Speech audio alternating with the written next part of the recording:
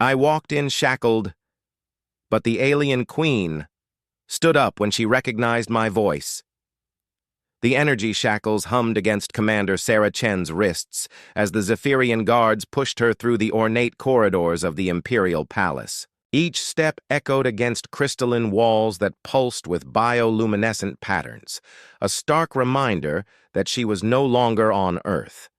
The guards' chittering voices spoke in their native tongue, but Sarah had learned enough during her 3 years of captivity to understand their crude jokes about the soft-skinned prisoner. 3 years. 3 years since the first contact that humanity had dreamed of turned into a nightmare. The Zephyrian Empire had arrived not as peaceful explorers, but as conquerors, viewing humans as little more than intelligent livestock. Most of Earth's population had been enslaved or relocated to labor colonies across their vast empire. Sarah had been among the last holdouts, leading a resistance cell in the Australian outback until betrayal had landed her in chains. Now, after months of being shuttled between prison ships and work camps, she found herself in the heart of Zephyrian power, the Empress's throne world of Veltar. The palace corridors seemed to stretch endlessly, decorated with trophies from 100 conquered worlds. Sarah recognized some of the artifacts: Martian crystal sculptures, European ice paintings, even what looked like a piece of the old International Space Station.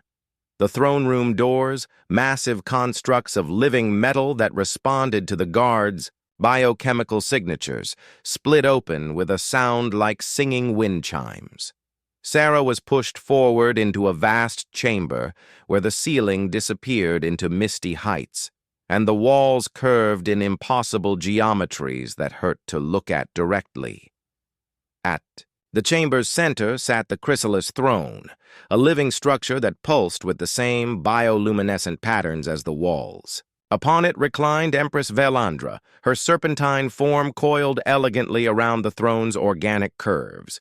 Her scales shifted from deep purple to silver as her 4 golden eyes fixed on Sarah. The Empress was beautiful in an alien way, her movements fluid and hypnotic. But Sarah had learned not to be fooled by appearances. Velandra was known throughout the galaxy as the Iron Empress, crusher of rebellions and collector of worlds. So, the Empress spoke in accented but perfect English, her voice carrying harmonics that seemed to resonate in Sarah's bones. This is the infamous human resistance leader, the one they call the Ghost of Terra. Sarah remained silent, meeting the Empress's gaze steadily. She had nothing left to lose. Velandra uncoiled from her throne, her full length impressive as she slithered closer. "Do you know how many of my soldiers you killed, little human? How many supply convoys you destroyed? How many of my colonies you helped rebel?" Still, Sarah said nothing. The Empress circled her slowly, predatorily. "I had expected someone larger, more impressive. Instead, I find a small, scarred creature who barely reaches my lowest pair of arms." She paused directly in front of Sarah. "Tell me, Ghost of Terra, do you have any last words before I decide your fate?" Sarah had prepared for this moment during the long journey to Veltar. She had rehearsed defiant speeches, memorized the names of fallen comrades to honor, crafted final curses to hurl at her captor. But now, looking into those alien golden eyes, she found herself thinking of something else entirely. Something unexpected. Sarah cleared her throat and began to sing, her voice soft but clear in the vast chamber. "Twinkle, twinkle, little star, how I wonder what you are. Up above the world so high, like a diamond in the sky." The effect was immediate and electric. Empress Velandra froze, her scales shifting rapidly through a spectrum of colors Sarah had never seen before. The guards chittered in confusion, but the Empress raised one clawed hand for silence, her 4 eyes never leaving Sarah's face. "When the blazing sun is gone, when he nothing shines upon, then you show your little light. Twinkle, twinkle, all the night." Slowly, impossibly, the Empress began to rise. Her coils unfolded from around Sarah as she lifted herself to her full, imposing height. But it wasn't a threatening gesture. It was something else entirely. Something that looked almost like recognition, reverence. Then the traveler in the dark. Thanks you for your tiny spark. He could not see which way to go if you did not twinkle so. By the time Sarah finished the simple children's song, tears were streaming down her face, though she wasn't entirely sure why. The throne room had fallen completely silent except for the soft harmonics of the living architecture. Velandra's voice, when she finally spoke, was barely above a whisper, and it carried emotions Sarah had never heard from a Zephyrian before. Where did you learn that song? Sarah's own voice was hoarse with emotion. My daughter taught it to me. Before your ships came. Before the invasion.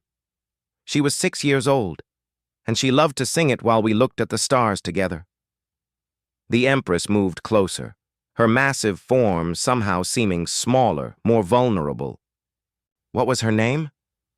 Lucy. Sarah's voice broke slightly. Her name was Lucy Chen. Velandra's scales had settled into a pattern of deep blue shot through with silver, colors Sarah had never seen on any Zephyrian before.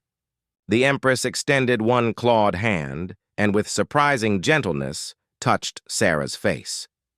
She taught me that song too, Velandra whispered. In the children's camp on Kepler 442b. She taught it to all of us who were scared and alone. She said, it would help us remember that even in the darkest places, there were still lights to guide us home. Sarah's world tilted. That's impossible. Lucy died in the bombardment of Sydney. You saw explosions. You saw destruction. You didn't. See the evacuation ships my daughter ordered launched in secret. Velandra's voice grew stronger, more certain. Lucy Chen, age 6, Earth years, brown hair, brown eyes, scar on her left palm from when she tried to pet a cat that didn't want to be petted. She hummed when she was nervous and made up stories about every star in the sky having its own family of planets.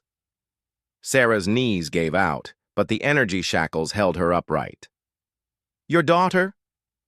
My youngest child, Silandra, serves as governor of the refugee worlds. She has been working for 3 years to find ways to reunite families torn apart by the war. Velandra's 4 eyes gleamed with what could only be tears. She told me about a human child who changed her understanding of what conquest truly costs. A little girl who taught Zephyrian children to sing songs about hope. The Empress straightened, and suddenly she was every inch the ruler of a galactic empire again. But now there was something different in her bearing. Not weakness, but a strength Sarah hadn't recognized before. Guards, Velandra commanded. Remove her shackles. The energy bonds fell away, and Sarah rubbed her wrists, hardly daring to believe what was happening.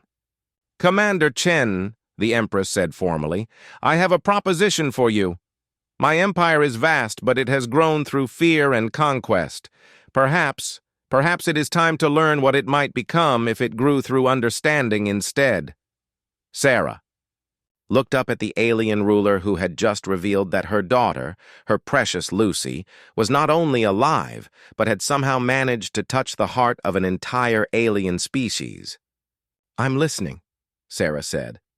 And for the first time in 3 years, when Sarah looked at the stars through the throne room's transparent ceiling, she saw not distant lights in an alien sky, but beacons guiding her toward a future she had never dared to imagine. One where a simple children's song might be the first note in a symphony of peace between worlds.